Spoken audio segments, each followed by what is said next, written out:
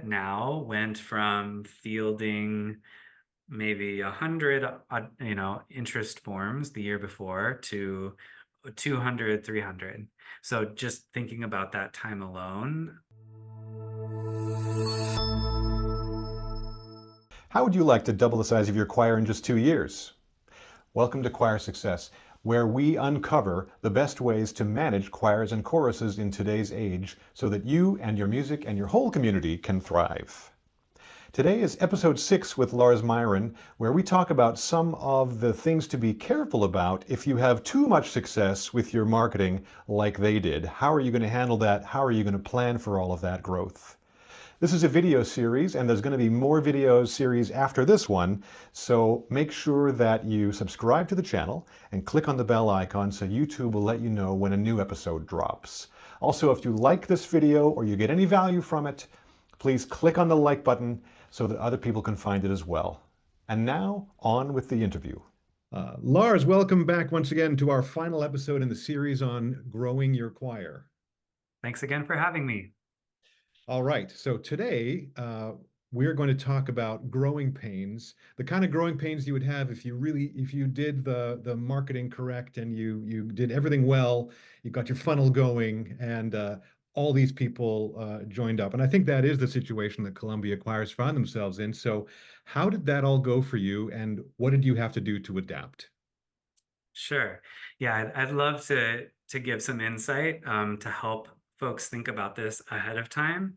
Um, some of these things, I wouldn't say any of them caught us totally off guard, but it made that transition into that first season of growth just a little bit more work to try and get things up and running. So um, most of this has to do with staffing and just organizational capacity. So first, I'll talk to the admin side of things. So we, in that first season of growth, coming into our 2022-23 season, we had myself as executive director. I was part-time at the time, and we had another part-time administrator who had other jobs and things to do. And we now went from fielding maybe 100 interest forms the year before to 200, 300. So just thinking about that time alone, as I mentioned before, not everyone, we set it up so if folks can help themselves through the funnel and get to signing up for an audition or choir placement, great. We really don't have to talk to them, which, we'll talk to them eventually. We're focusing on the folks that need help through the funnel. Yeah, So and just to remind people what you said 2 videos ago in the marketing funnel one, you made a conscious choice to have more conversations and to reduce the barrier to entry from here to here, so that meant a lot more conversations, and it was worth it for you, but that's why the increased burden. yes, yes, it was deliberate. And the two choices were deliberate. The first choice was we want to talk to people earlier. We want to have more conversations. And then the other choice was to do our awareness and interest really well so that was much more of a volume. So that first year, and I'm going to focus in on children and youth because that's kind of where we exploded that first year. We fielded, let's see, 251 interest forms from elementary through high school. So like I said, that was maybe 2 or 3 times what we had experienced in the past. So from an administrative side, it was more responding to questions. It was more following up with those that hadn't scheduled a choir placement but had shown interest. We want to help them through that funnel, as we talked about in the other episode. And then once they okay, great, you passed the choir placement, we're welcoming you into our group. Now we have to follow up with the welcome email. We have to make sure they fill out the enrollment form. We have to get them into our choir management system. We got to bill them for their first tuition. Every step was now 2 to 3 times as much as we had done before. So luckily, we've got a great team, a really experienced team that has been doing it for a while, but it was just a lot more work on the administrative side to again make sure that everyone felt like we were well organized because we are, and they felt welcomed and that they had the information they need to be successful. Did you So that's grow the the actual number of people or just sort of more hours for the people that you had? we did just bump up hours. Uh, from that first season to now this season, do now have an additional about zero point 0.5 FTE administrative staff, because we also have to maintain a larger choir size. Mm. We have events and logistics throughout the year. So doubling our enrollment means, again, that many more communications. So we have grown our administrative staff. And going into next season, I will be full time. So my time is also increased as well. We're still a pretty small team. So I still do a lot of the administrative work as executive director, communicating with folks, and I love that. So yeah, we've grown. Uh, but that first year was like, okay, can we have a little more time of your time, and just getting very efficient.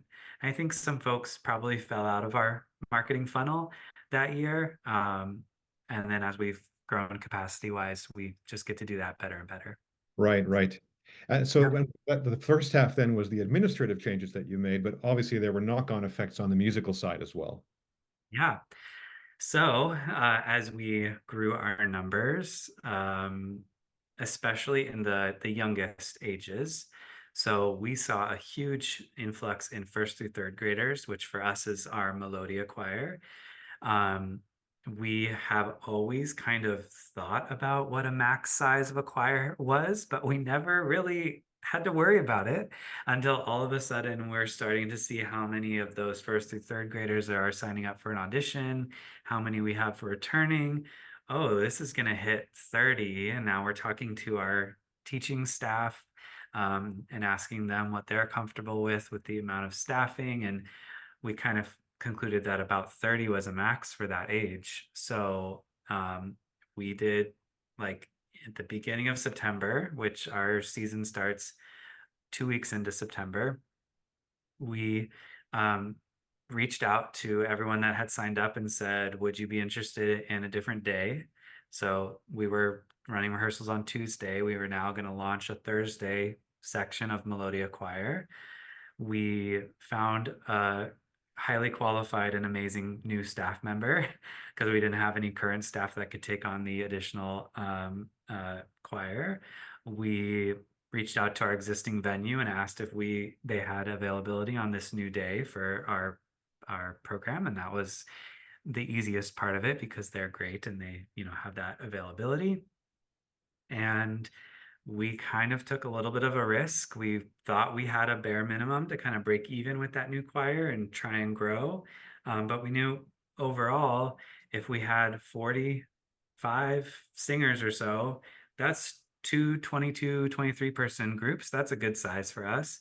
So there's only growing up from there. So within, I would say, about 3 weeks, we now had two of the same kind of age range groups meeting. So that then meant that our artistic staff, our musical staff, now are teaching two teachers are teaching the same class, and we decided that those groups would combine for performance. So they're now teaching the same rep and working two groups of first through third graders through a season with a December performance where they would combine. So we had that season, we had two opportunities for those two halves to combine before the concert.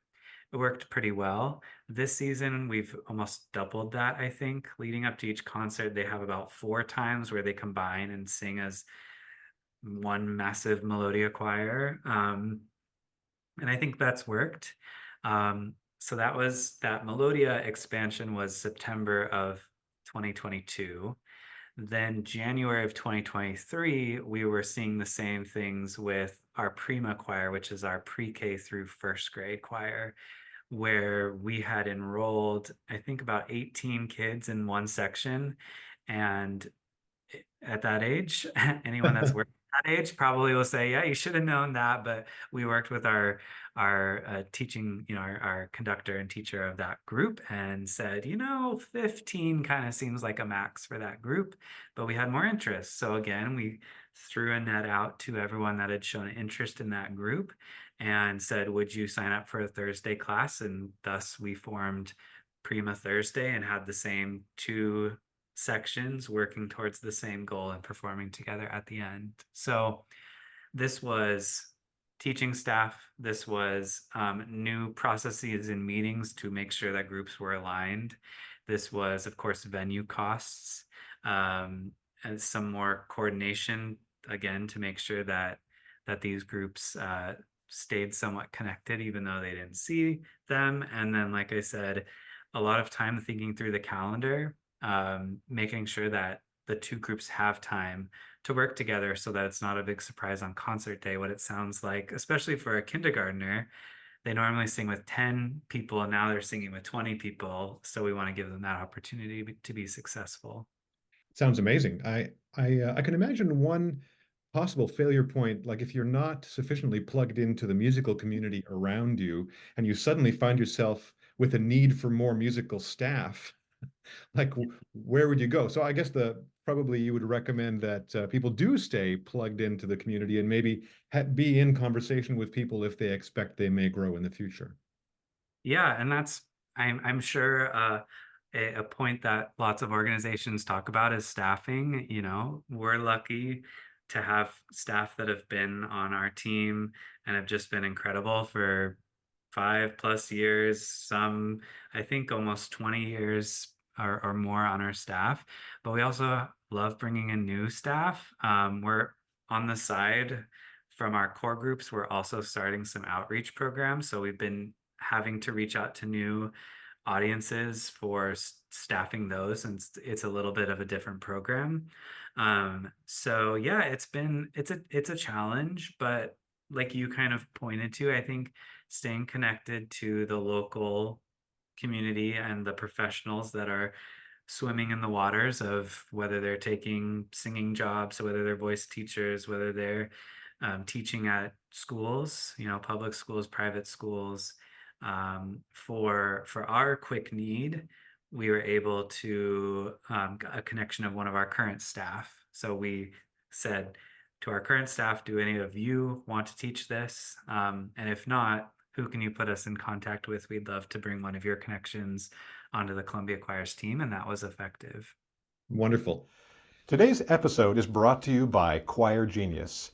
If you're watching this channel, you already know that managing a choir can be really challenging, especially with limited resources. Choir Genius is a software platform, both a website and a mobile app, that makes it much easier. With tools for managing members, planning events, simplifying registration, and boosting donations, it combines many tools into one simple solution. See the difference for yourself and try it for free at choirgenius.com. And now, back to the interview. Wonderful.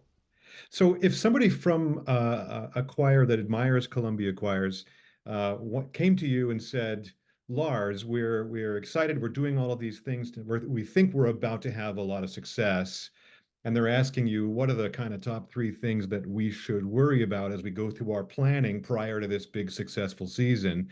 What do you think are the most important things you would offer them? I think being ready administratively is kind of the big one. You know, we talked about in the marketing funnel episode, that this model, this some of the big changes that we made were to be more hands-on. So you need to be ready for that. Uh, and and and be strategic about where you can automate those. Now, this doesn't mean complicated algorithms and AI. Maybe someday I'll get there myself, but this means, like, for example, when someone fills out an interest form, we have an automated email. So our administrator isn't actually contacting all 260 people in a span of 4 weeks. So where can you automate? Where can you provide folks the information they need right in front of them so that a good portion of them can take care of it themselves and see you on that first day? I would say is one thing. So there are tools. Some of this is in your website, making sure that your website is organized well, those landing pages. We plug in a form builder. So we've built our interest form on a form builder that allows us to do the automated messaging, that allows us to do what's called a redirect. So once they fill out the form, they're automatically redirected to a schedule a choir placement page. Some of these things where you're again uh, automating the hand holding so that you have to manually take care of helping less people through so that then you do get to do a really good job of it for those folks that do have really great questions and need a little extra support to make it through. I think the other thing is just that community piece. When you do get in the thick of it, that first year, and it was, hundreds of people, and it was like, it was really important for us to come together.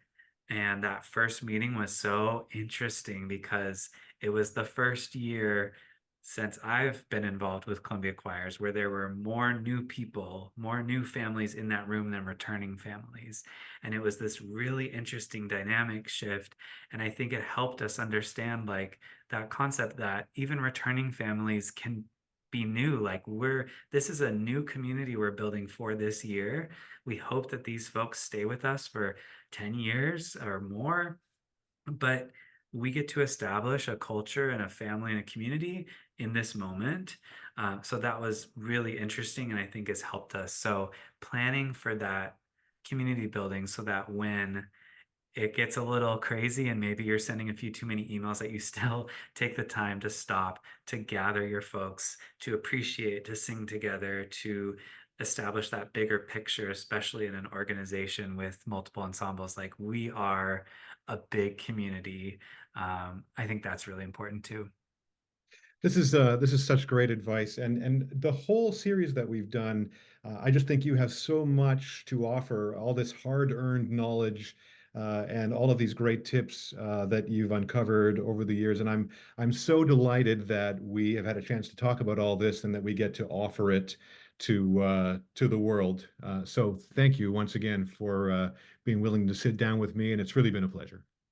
Yeah, I really appreciate it. And I really think one of the things that I would also say is like, some of this is from, going to business school, but a lot of it is just from trying, from seeing where things are successful, but also just researching like what's the organization that you look up to, whether it's in your area or across the country or the globe. Like, who do you look up to that when you see their website pop up or their Facebook post pop up and you go like, I want to do that. Just start there, like identify what other people are doing well. I've taken a lot of inspiration from organizations that are bigger than ours, that are older than ours, but also brand new organizations that are like, we're trying to introduce something new to the world. A lot of them have really great and fresh ideas. So learn from others, talk to each other, and I think one thing too that's just really great is the internet. Like all of this knowledge and much more lives out on the internet. So just if you're interested in anything that we've talked about in this series, I would just suggest going on YouTube. If you're watching this video on YouTube, there's probably hundreds of other videos about the marketing funnel or about, other marketing, concepts. Watch them, even if you get one nugget, even if they're not about arts organizations. you know Tom, I think in one of our episodes you really talked about how choir is a business, so we can learn from the big businesses too. And so just learn and gather those nuggets, try new things, see what feels successful, what you hear is successful. Even if you don't have the most detailed numbers, you still, I think, kind of have a pulse on your organization to know what worked really well, and share with others. And I would just encourage, if anyone, feel free to reach out to me. I'm findable through Columbia Choirs, but also reach out to each other and talk about what's been working, what hasn't, struggles. And, ultimately our goal is to have more people sing in this world. I think we all can align on that. And so let's do it together. Could not have said that better myself. I agree 100%. Thanks so much, Lars. Thanks, Tom, for having me. It has been a real pleasure to bring you all this content from Lars Myron, and I'm excited for what this channel is going to do in the near future. We have all kinds of interesting interviews lined up, And so if you haven't already, subscribe to the channel, click on that bell icon so YouTube will let you know when we drop new episodes. And make sure you like these videos so that other people can find them as well. Thanks, and have a great day.